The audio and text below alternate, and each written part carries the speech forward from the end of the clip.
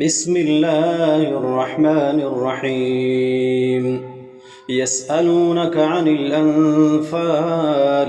قل الأنفال لله والرسول فاتقوا الله وأصلحوا ذات بينكم وأطيعوا الله ورسوله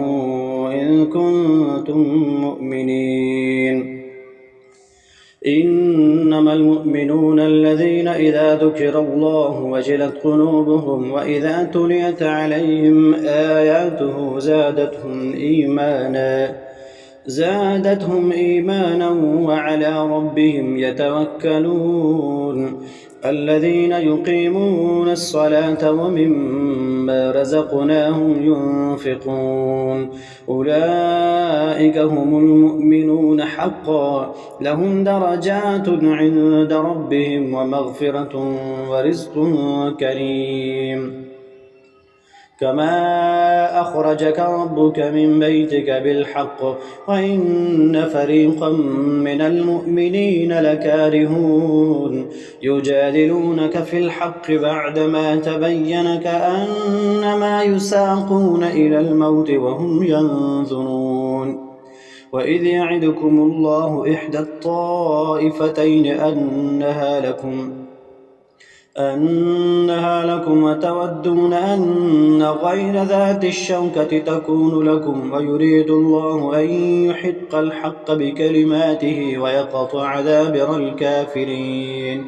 ليحق الحق ويبطل الباطل ولو كره المجرمون إذ تستغيثون ربكم فاستجاب لكم أني ممدكم ب1000 من الملائكة مردفين وما جعله الله إلا بشرى ولتطمئن به قلوبكم وما النصر إلا من عند الله إن الله عزيز حكيم إذ يغشيكم النعاس أمنة منه وينزل عليكم من السماء ماء ليطهركم به ويذهب عنكم رجز الشيطان وليربط على قلوبكم ويثبت به الأقدام إذ يوحي ربك إلى الملائكة أني معكم فثبتوا الذين آمنوا سألقي في قلوب الذين كفروا الرعب فاضربوا فوق الأعناق واضربوا منهم كل بنان ذلك بأنهم شاقوا الله ورسوله ومن يشاقق الله ورسوله فإن الله شديد العقاب ذلكم فذوقوه وأن للكافرين عذاب النار يا أيها الذين آمنوا إذا لقيتم الذين كفروا زحفا فلا تولوهم الأدبار ومن يولهم يومئذ دبره إلا متحرفا لقتال أو متحيزا إلى فئة فقد باء بغضب من الله ومأواه جهنم وبئس المصير فلم تقتلوهم ولكن الله قتلهم وما رميت إذ رميت ولكن الله رمى وليبلي المؤمنين منه بلاء حسنا إن الله سميع عليم ذلكم وأن الله موهن كيد الكافرين إن تستفتحوا فقد جاءكم الفتح وإن تنتهوا فهو خير لكم وإن تعودوا نعد ولن تغني عنكم فئتكم شيئا ولو كثرت وأن الله مع المؤمنين يا أيها الذين آمنوا أطيعوا الله ورسوله ولا تولوا عنه وأنتم تسمعون ولا تكونوا كالذين قالوا سمعنا وهم لا يسمعون إن شر الدواب عند الله الصم البكم الذين لا يعقلون ولو علم الله فيهم خيرا لأسمعهم ولو أسمعهم لتولوا وهم معرضون. يا أيها الذين آمنوا استجيبوا لله وللرسول إذا دعاكم لما يحييكم واعلموا أن الله يحول بين المرء وقلبه وأنه إليه تحشرون. واتقوا فتنة لا تصيبن الذين ظلموا منكم خاصة واعلموا أن الله شديد العقاب. واذكروا إذ أنتم قليل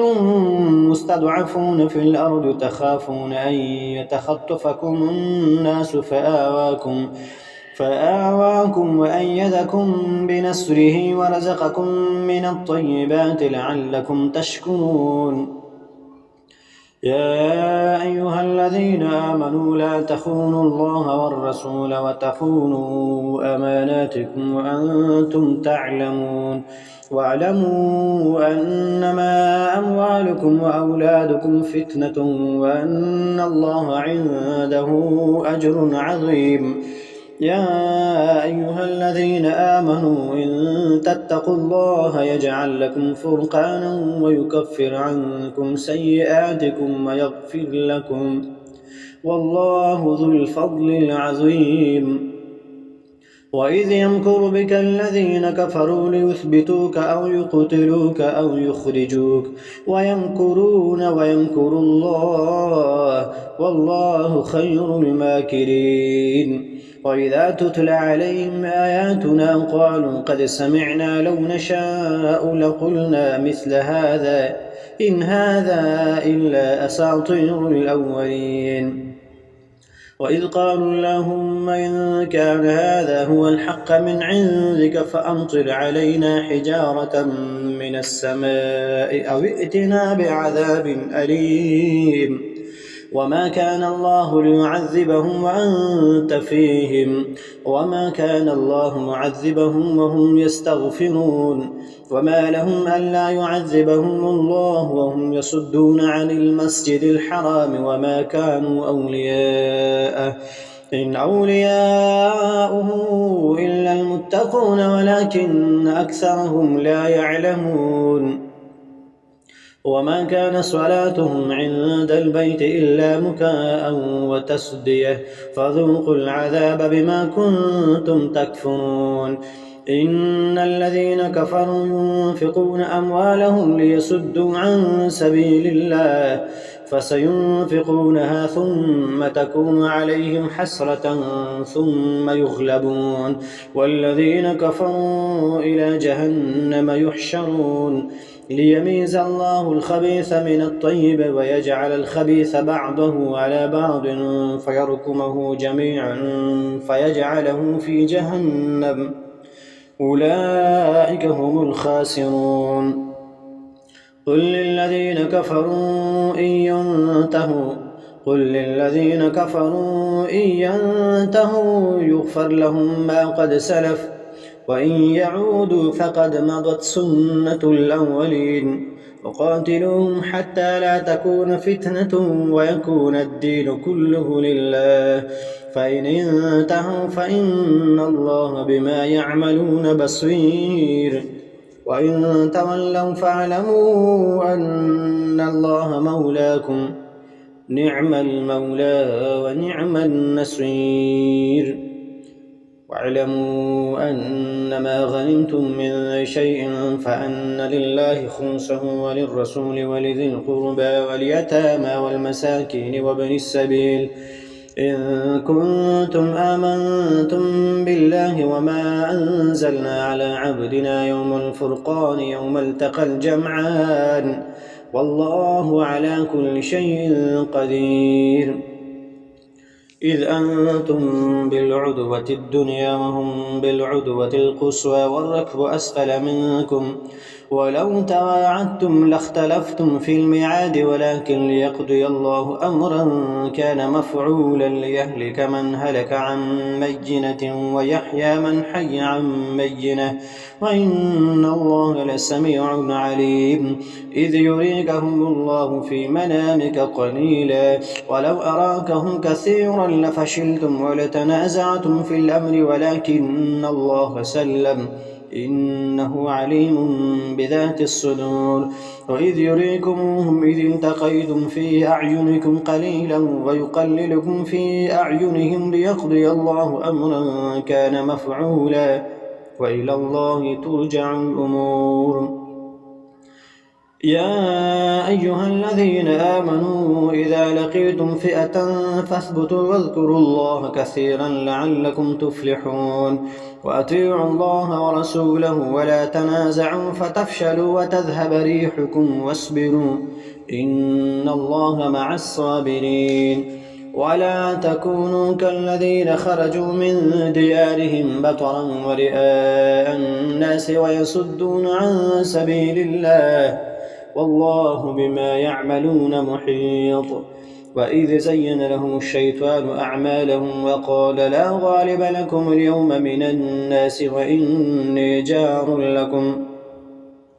فلما تراءت الفئتان نكص على عقبيه وقال إني بريء منكم إني أرى ما لا ترون إني أخاف الله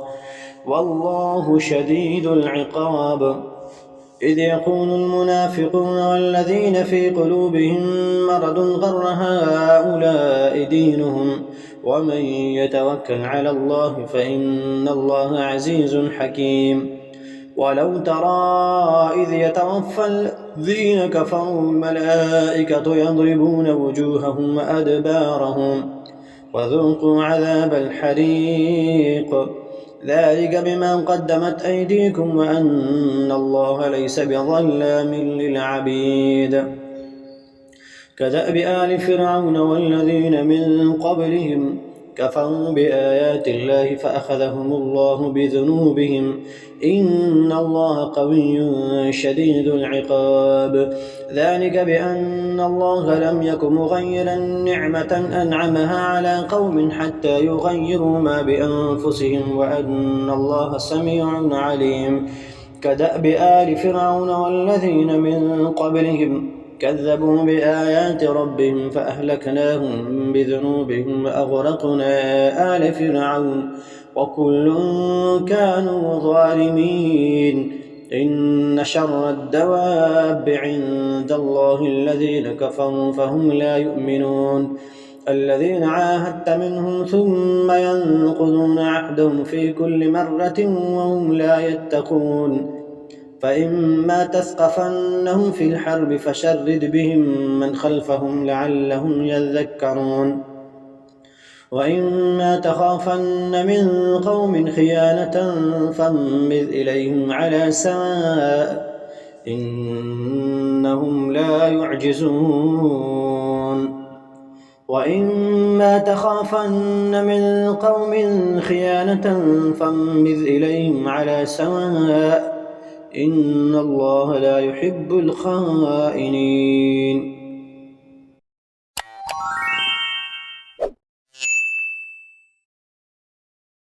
بسم الله الرحمن الرحيم. إذا وقعت الواقعة ليس لوقعتها كاذبة خافضة رافعة إذا رجت الأرض رجا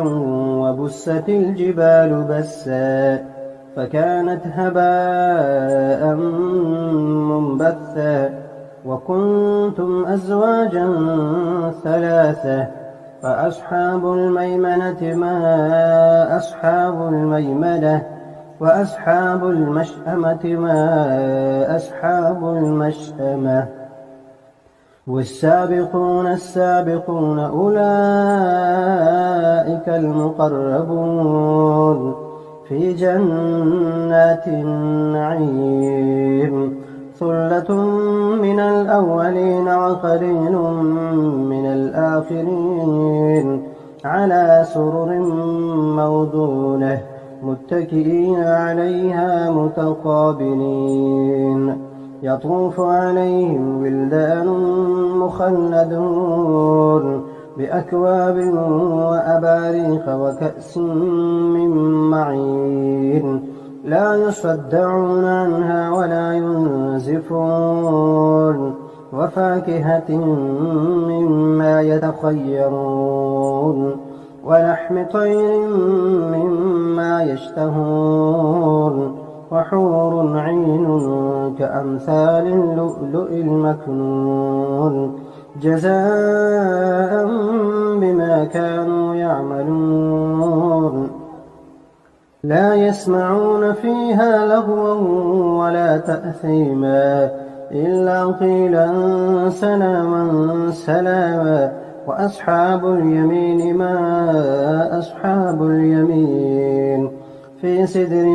مخضود وطلح منضود وظل ممدود وماء مسكوب وفاكهة كثيرة لا مقطوعة ولا ممنوعة وفرش مرفوعة إنا أنشأناهن إن شاء فجعلناهن أبكارا عربا أترابا لأصحاب اليمين ثلة من الأولين وثلة من الآخرين وأصحاب الشمال ما أصحاب الشمال في سموم وحميم وظل من يحموم لا بارد ولا كريم إنهم كانوا قبل ذلك مترفين وكانوا يصرون على الحنث العظيم وكانوا يقولون أئذا متنا وكنا ترابا وعظاما أئنا لمبعوثون أو آباؤنا الأولون قل إن الأولين والآخرين لمجموعون إلى ميقات يوم معلوم ثم إنكم أيها الضالون المكذبون لآكلون من شجر من زقوم فمالئون منها البطون فشاربون عليه من الحميم فشاربون شرب الهيم هذا نزلهم يوم الدين نحن خلقناكم فلولا تصدقون أفرأيتم ما تمنون أأنتم تخلقونه أم نحن الخالقون نحن قدرنا بينكم الموت وما نحن بمسبوقين على أن نبدل أمثالكم وننشئكم فيما لا تعلمون ولقد علمتم النشأة الأولى فلولا تذكرون أفرأيتم ما تحرثون أأنتم تزرعونه أم نحن الزارعون لو نشاء لجعلناه حطاما فظلتم تفكهون إنا لمغرمون بل نحن محرومون أفرأيتم الماء الذي تشربون أأنتم أنزلتموه من المزن أم نحن المنزلون لو نشاء جعلناه أجاجا فلولا تشكرون أفرأيتم النار التي تورون أأنتم أنشأتم شجرتها أم نحن المنشئون نحن جعلناها تذكرة ومتاعا للمقوين فسبح باسم ربك العظيم فلا أقسم بمواقع النجوم وإنه لقسم لو تعلمون عظيم إنه لقرآن كريم في كتاب مكنون لا يمسه إلا المطهرون تنزيل من رب العالمين أفبهذا الحديث أنتم مدهنون وتجعلون رزقكم أنكم تكذبون فلولا إذا بلغت الحلقوم وأنتم حينئذ تنظرون ونحن أقرب إليه منكم ولكن لا تبصرون فلولا إن كنتم غير مدينين ترجعونها إن كنتم صادقين فأما إن كان من المقربين فروح وريحان وجنة نعيم وأما إن كان من أصحاب اليمين فسلام لك من أصحاب اليمين وأما إن كان من المكذبين الضالين فنزل من حميم وتصلية جحيم إن هذا لهو حق اليقين فسبح باسم ربك العظيم. بسم الله الرحمن الرحيم. الرحمن علم القرآن خلق الإنسان علمه البيان الشمس والقمر بحسبان والنجم والشجر يسجدان والسماء رفعها ووضع الميزان ألا تطغوا في الميزان وأقيموا الوزن بالقسط ولا تخسروا الميزان والأرض وضعها للأنام فيها فاكهة والنخل ذات الأكمام والحب ذو العصف والريحان فبأي آلاء ربكما تكذبان خلق الإنسان من صلصال كالفخار وخلق الجان من مارج من نار فبأي آلاء ربكما تكذبان رب المشرقين ورب المغربين فبأي آلاء ربكما تكذبان مرج البحرين يلتقيان بينهما برزخ لا يبغيان فبأي آلاء ربكما تكذبان يخرج منهما اللؤلؤ والمرجان فبأي آلاء ربكما تكذبان وله الجوار المنشآت في البحر كالأعلام فبأي آلاء ربكما تكذبان كل من عليها فان ويبقى وجه ربك ذو الجلال والإكرام فبأي آلاء ربكما تكذبان يسأله من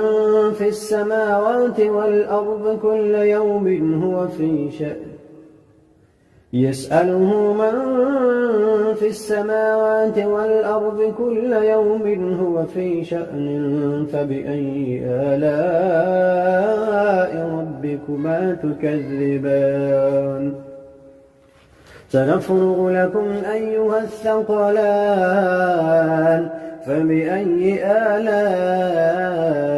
ربكما تكذبان يا معشر الجن والإنس إن استطعتم أن تنفذوا من أقطار السماوات والأرض فانفذوا لا تنفذون إلا بسلطان فبأي آلاء ربكما تكذبان يرسل عليكما شواظ من نار ونحاس فلا تنتصران فبأي آلاء ربكما تكذبان فإذا انشقت السماء فكانت وردة كالدهان فبأي آلاء ربكما تكذبان فيومئذ لا يسأل عن ذنبه إنس ولا جان فبأي آلاء ربكما تكذبان يعرف المجرمون بسيماهم فيؤخذ بالنواصي والأقدام فبأي آلاء ربكما تكذبان هذه جهنم التي يكذب بها المجرمون يطوفون بينها وبين حميم آن فبأي آلاء ربكما تكذبان ولمن خاف مقام ربه جنتان فبأي آلاء ربكما تكذبان ذواتا أفنان فبأي آلاء ربكما تكذبان فيهما عينان تجريان فبأي آلاء ربكما تكذبان فيهما من كل فاكهة زوجان فبأي آلاء ربكما تكذبان متكئين على فرش بطائنها من استبرق وجنى الجنتين دان فبأي آلاء ربكما تكذبان فيهن قاصرات الطرف لم يطمثهن إنس قبلهم ولا جان فبأي آلاء ربكما تكذبان كأنهن الياقوت والمرجان فبأي آلاء ربكما تكذبان هل جزاء الإحسان إلا الإحسان فبأي آلاء ربكما تكذبان ومن دونهما جنتان فبأي آلاء ربكما تكذبان مدهامتان فبأي آلاء ربكما تكذبان فيهما عينان نضاختان فبأي آلاء ربكما تكذبان فيهما فاكهة ونخل ورمان فبأي آلاء ربكما تكذبان فيهن خيرات حسان فبأي آلاء ربكما تكذبان حور مقصورات في الخيام فبأي آلاء ربكما تكذبان لم يطمثهن إنس قبلهم ولا جان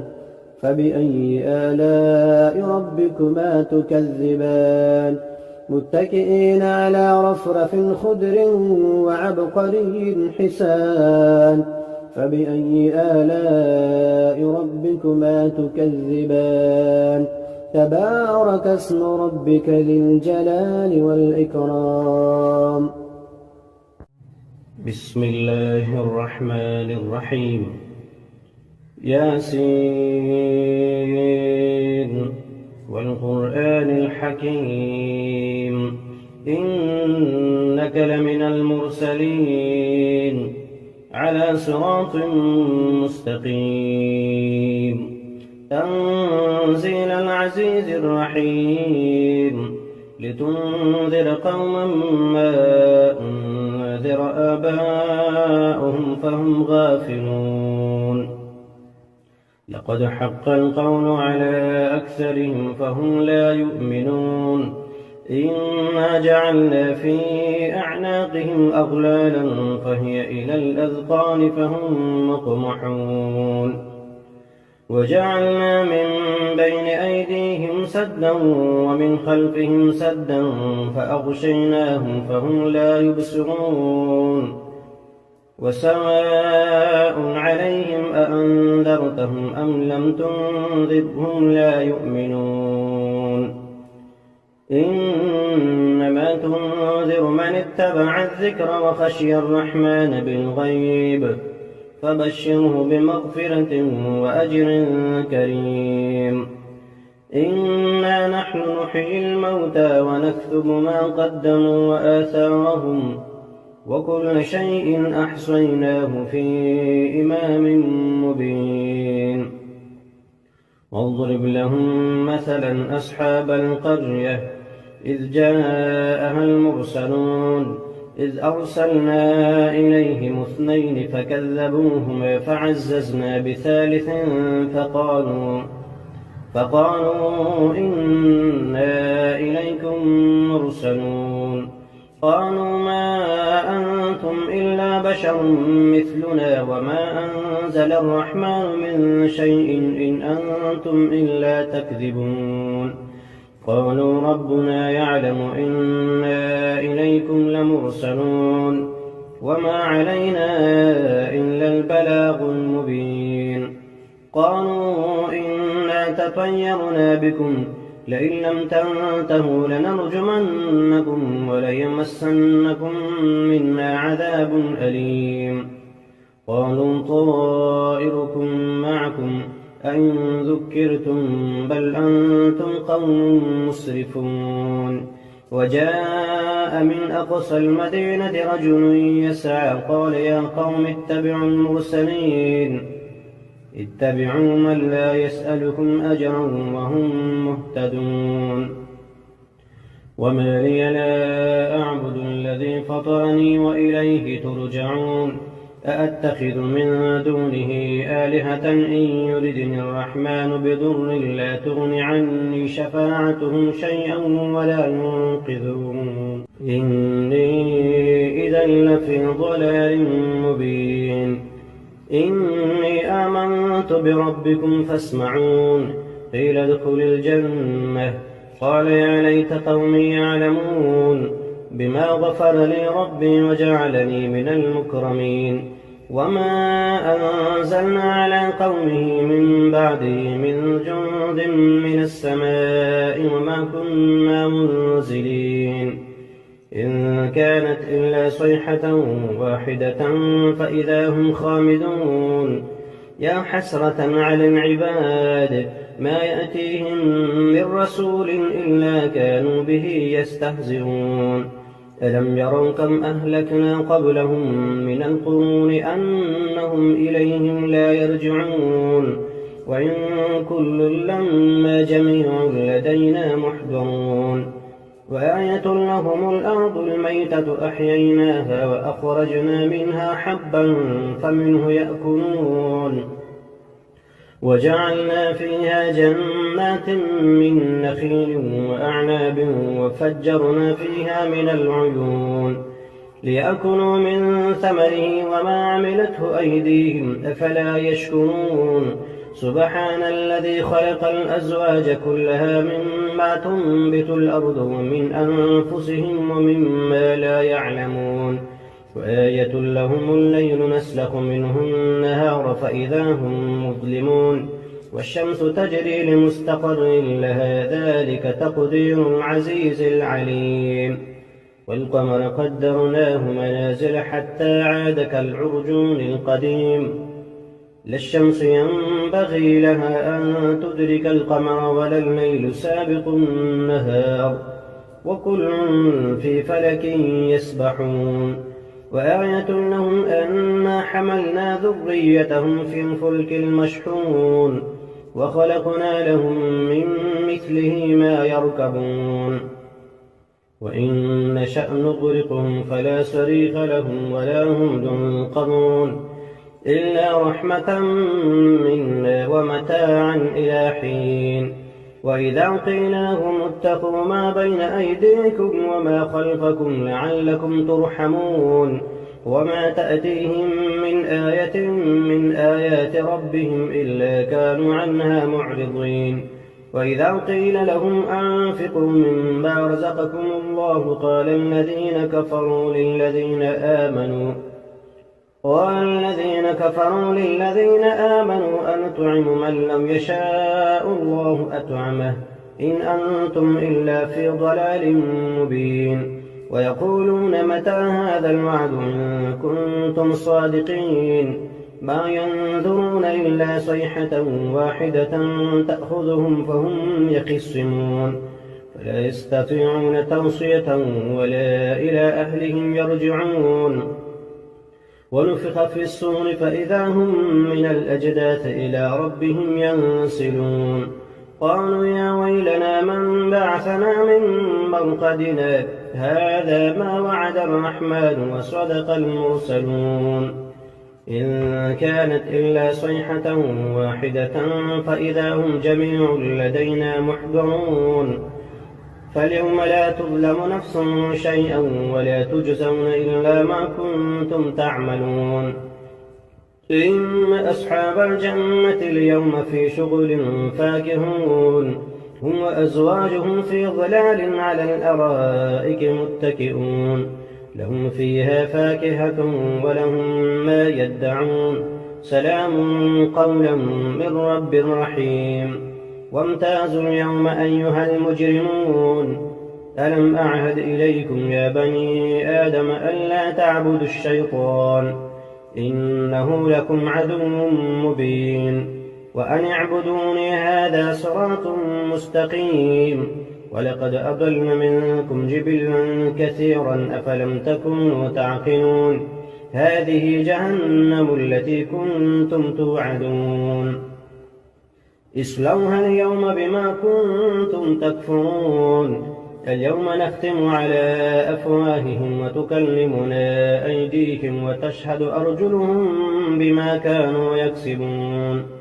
ولو نشاء لطمسنا على أعينهم فاستبقوا الصراط فأنى يبصرون. ولو نشاء لمسخناهم على مكانتهم فما استطاعوا مضيا ولا يرجعون. ومن نعمره ننكسه في الخلق أفلا يعقلون. وما علمناه الشعر وما ينبغي له إن هو إلا ذكر وقرآن مبين لينذر من كان حيا ويحق القول على الكافرين. أولم يروا أنا خلقنا لهم مما عملت أيدينا أنعاما فهم لها مالكون وذللناها لهم فمنها ركوبهم ومنها يأكلون ولهم فيها منافع ومشارب أفلا يشكرون. واتخذوا من دون الله آلهة لعلهم ينصرون لا يستطيعون نصرهم وهم لهم جند محضرون. فلا يحزنك قولهم إنا نعلم ما يسرون وما يعلنون. أولم ير الإنسان أنا خلقناه من نطفة فإذا هو خصيم مبين. وضرب لنا مثلا ونسي خلقه قال من يحيي العظام وهي رميم قل يحييها الذي أنشأها أول مرة وهو بكل خلق عليم. الذي جعل لكم من الشجر الأخضر نارا فإذا أنتم منه توقدون. أوليس الذي خلق السماوات والأرض بقادر على أن يخلق مثلهم بلى وهو الخلاق العليم. إنما أمره إذا أراد شيئا أن يقول له كن فيكون. فسبحان الذي بيده ملكوت كل شيء وإليه ترجعون. بسم الله الرحمن الرحيم. الحمد لله الذي أنزل على عبده الكتاب ولم يجعل له عوجا قيما لينذر بأسا شديدا من لدنه ويبشر المؤمنين الذين يعملون الصالحات أن لهم أجرا حسنا ماكثين فيه أبدا وينذر الذين قالوا اتخذ الله ولدا ما لهم به من علم ولا لآبائهم كبرت كلمة تخرج من أفواههم إن يقولون إلا كذبا فلعلك باخع نفسك على آثارهم إن لم يؤمنوا بهذا الحديث أسفا إنا جعلنا ما على الأرض زينة لها لنبلوهم أيهم أحسن عملا وإنا لجاعلون ما عليها صعيدا جرزا أم حسبت أن أصحاب الكهف والرقيم كانوا من آياتنا عجبا إذ أوى الفتية إلى الكهف فقالوا ربنا آتنا من لدنك رحمة وهيئ لنا من أمرنا رشدا وضربنا على آذانهم في الكهف سنين عددا ثم بعثناهم لنعلم أي الحزبين أحصى لما لبثوا أمدا نحن نقص عليك نبأهم بالحق إنهم فتية آمنوا بربهم وزدناهم هدى وربطنا على قلوبهم إذ قاموا فقالوا ربنا رب السماوات والأرض لن ندعو من دونه إلها لقد قلنا إذا شططا هؤلاء قوم اتخذوا من دونه آلهة لولا يأتون عليهم بسلطان بين فمن أظلم ممن افترى على الله كذبا وإذ اعتزلتموهم وما يعبدون إلا الله فأووا إلى الكهف ينشر لكم ربكم من رحمته ويهيئ لكم من أمركم مرفقا وترى الشمس إذا طلعت تزاور عن كهفهم ذات اليمين وإذا غابت تقرضهم ذات الشمال وهم في فجوة منه ذلك من آيات الله من يهد الله فهو المهتد ومن يضلل فلن تجد له وليا مرشدا وتحسبهم أيقاظا وهم رقود ونقلبهم ذات اليمين وذات الشمال وكلبهم باسط ذراعيه بالوصيد لو اطلعت عليهم لوليت منهم فرارا ولملئت منهم رعبا وكذلك بعثناهم ليتساءلوا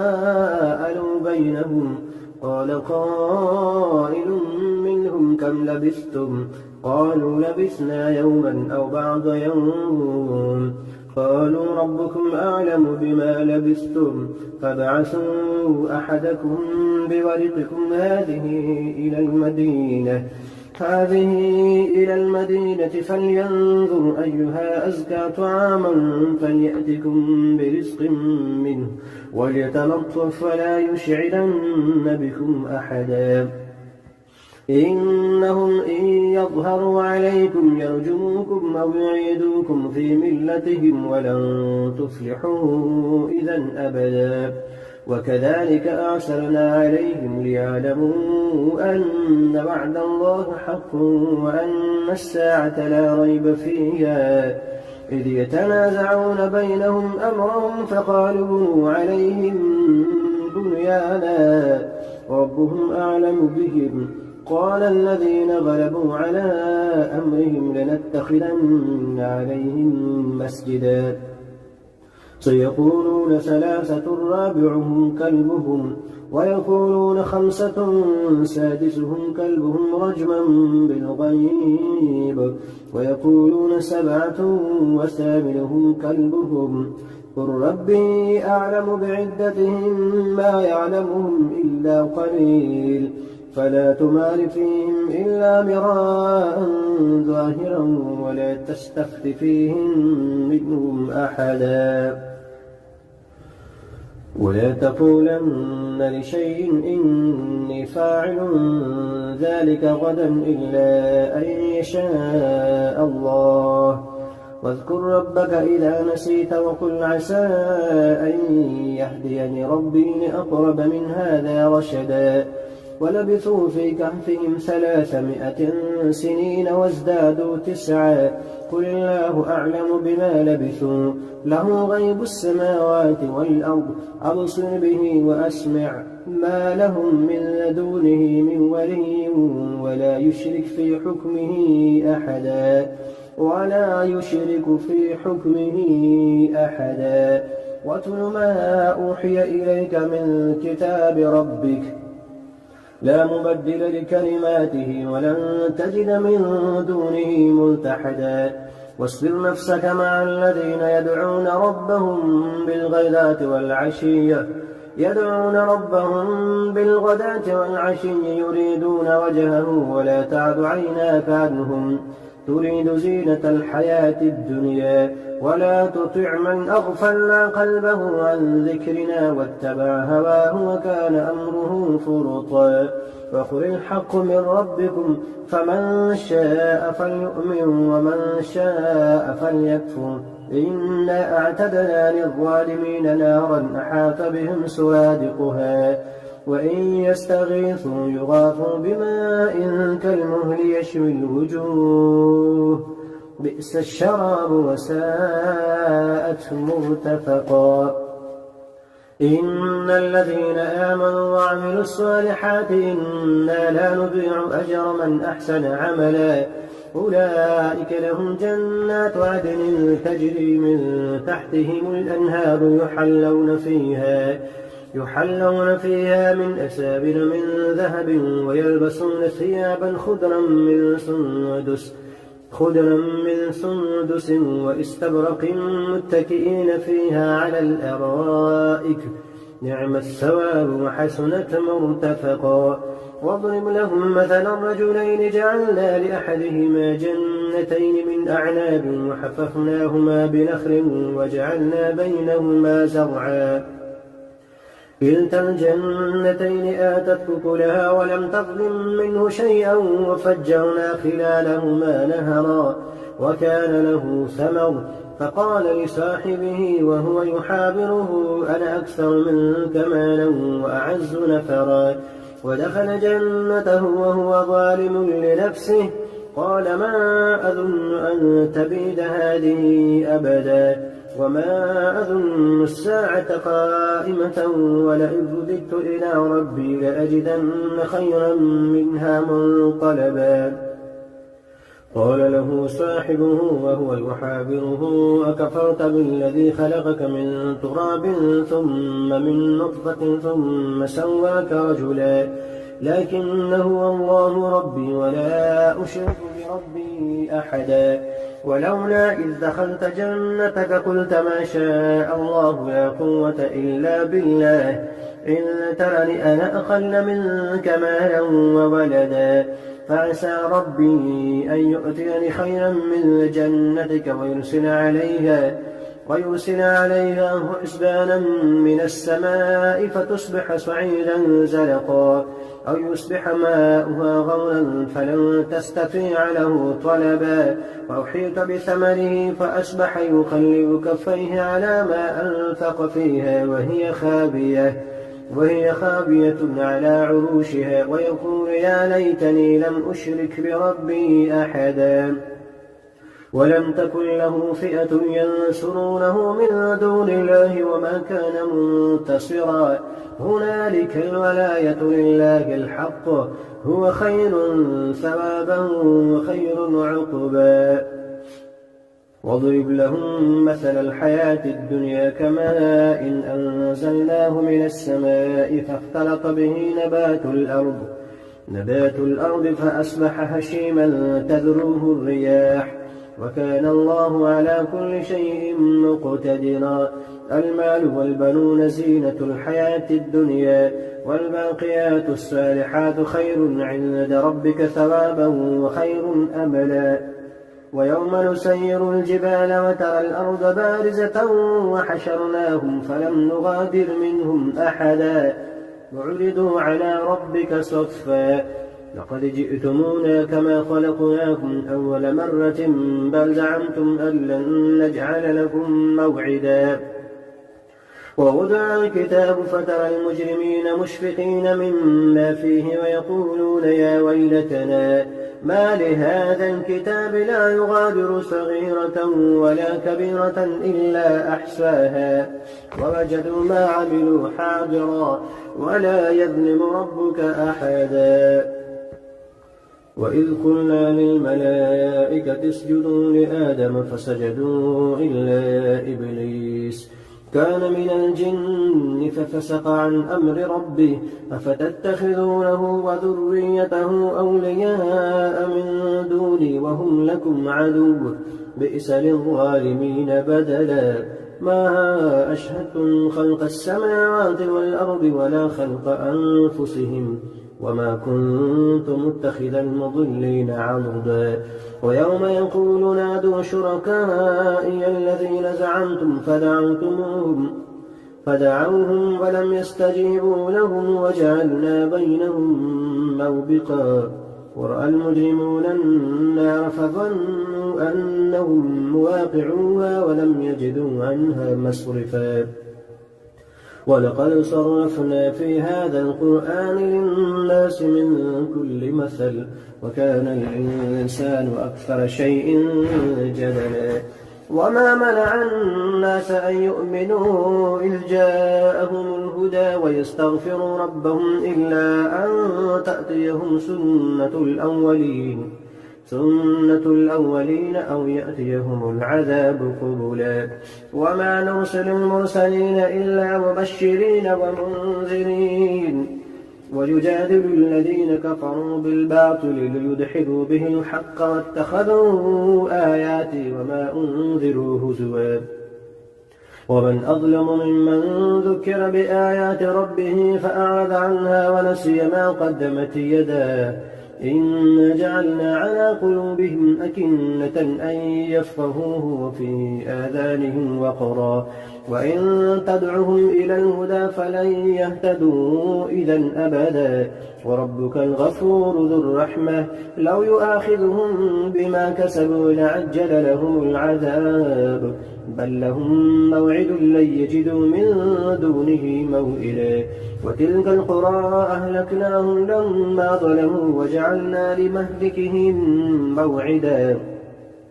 وإذ قال موسى لفتاه لا أبرح حتى أبلغ مجمع البحرين أو أمضي حقبا فلما بلغا مجمع بينهما نسيا حوتهما فاتخذ سبيله في البحر سربا فلما جاوزا قال لفتاه آتنا غداءنا لقد لقينا من سفرنا هذا نصبا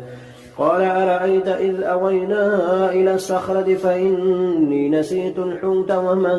أنسانيه إلا الشيطان أن أذكره واتخذ سبيله في البحر عجبا قال ذلك ما كنا نبغي فارتد على آثارهما قصصا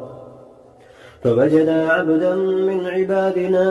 آتيناه رحمة من عندنا وعلمناه من لدنا علما قال له موسى هل أتبعك على أن تعلمني مما علمت رشدا قال إنك لن تستطيع معي صبرا وكيف تصبر على ما لم تحط به خبرا قال ستجدني إن شاء الله صابرا ولا أعصي لك أمرا قال فإن اتبعتني فلا تسألني عن شيء حتى أحدث لك منه ذكرا فانطلقا حتى إذا ركبا في السفينة خرقها قال أخلقتها لتغرق أهلها لقد جئت شيئا إمرا. قال ألم أقل إنك لن تستطيع معي صبرا. قال لا تؤاخذني بما نسيت ولا ترهقني من أمري عسرا. فانطلقا حتى إذا لقيا غلاما فقتله. قال أقتلت نفسا زكية بغير نفس لقد جئت شيئا نكرا. قال ألم نقل لك إنك لن تستطيع معي صبرا. قال إن سألتك عن شيء بعدها فلا تصاحبني قد بلغت من لدني عذرا. فانطلقا حتى إذا أتيا أهل قرية استطعما أهلها فأبوا أن يضيفوهما فوجدا فيها جدارا يريد أن ينقض فأقامه. قال لو شئت لاتخذت عليه أجرا. قال هذا فراق بيني وبينك سأنبئك بتأويل ما لم تستطع عليه صبرا. أما السفينة فكانت لمساكين يعملون في البحر فأردت أن أعيبها وكان وراءهم ملك يأخذ كل سفينة غصبا. وأما الغلام فكان أبواه مؤمنين فخشينا أن يرهقهما طغيانا وكفرا فأردنا أن يبدلهما ربهما خيرا منه زكاة وأقرب رحما. وأما الجدار فكان لغلامين يتيمين في المدينة وكان تحته كنز لهما وكان أبوهما صالحا فأراد ربك أن يبلغا أشدهما ويستخرجا كنزهما رحمة من ربك وما فعلته عن أمري ذلك تأويل ما لم تستطع عليه صبرا. ويسألونك عن ذي القرنين قل سأتلو عليكم منه ذكرا. إنا مكنا له في الأرض وآتيناه من كل شيء سببا فأتبع سببا حتى إذا بلغ مغرب الشمس وجدها تغرب في عين حمئة ووجد عندها قوما. قلنا يا ذا القرنين إما أن تعذب وإما أن تتخذ فيهم حسنا. قال أما من ظلم فسوف نعذبه ثم يرد إلى ربه فيعذبه عذابا نكرا. وأما من آمن وعمل صالحا فله جزاء الحسنى وسنقول له من أمرنا يسرا. ثم أتبع سببا حتى إذا بلغ مطلع الشمس وجدها تطلع على قوم لم نجعل لهم من دونها سترا كذلك فقد أحطنا بما لديه خبرا. ثم أتبع سببا حتى إذا بلغ بين السدين وجد من دونهما قوما لا يكادون يفقهون قولا.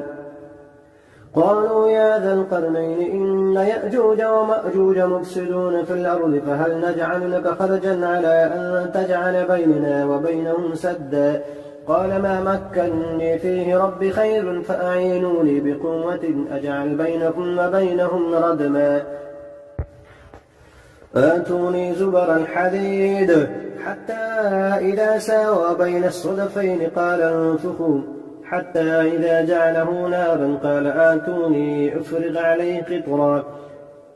فما استطاعوا أن يظهروه وما استطاعوا له نقبا. قال هذا رحمة من ربي فإذا جاء وعد ربي جعله دكا وكان وعد ربي حقا. وتركنا بعضهم يومئذ يموج في بعض ونفخ في السور فجمعناهم جمعا وعرضنا جهنم يومئذ للكافرين عرضا. الذين كانت أعينهم في غطاء عن ذكري وكانوا لا يستطيعون سمعا. أفحسب الذين كفروا أن يتخذوا عبادي من دوني أولياء إنا أعتدنا للكافرين نزلا. قل هل ننبئكم بالأخسرين أعمالا الذين ضل سعيهم في الحياة الدنيا وهم يحسبون أنهم يحسنون صنعا أولئك الذين كفروا بآيات ربهم ولقائه فحبطت أعمالهم فلا نقيم لهم يوم القيامة وزنا إن الذين آمنوا ذلك جزاؤهم جهنم بما كفروا واتخذوا آياتي ورسلي هزوا إن الذين آمنوا وعملوا الصالحات كانت لهم جنات الفردوس نزلا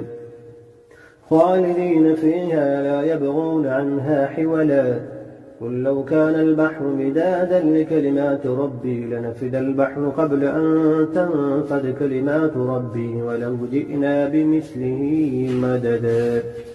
قل إنما أنا بشر مثلكم يوحى إلي أنما إلهكم إله واحد فمن كان يرجو لقاء ربه فليعمل عملا صالحا ولا يشرك بعبادة ربه أحدا.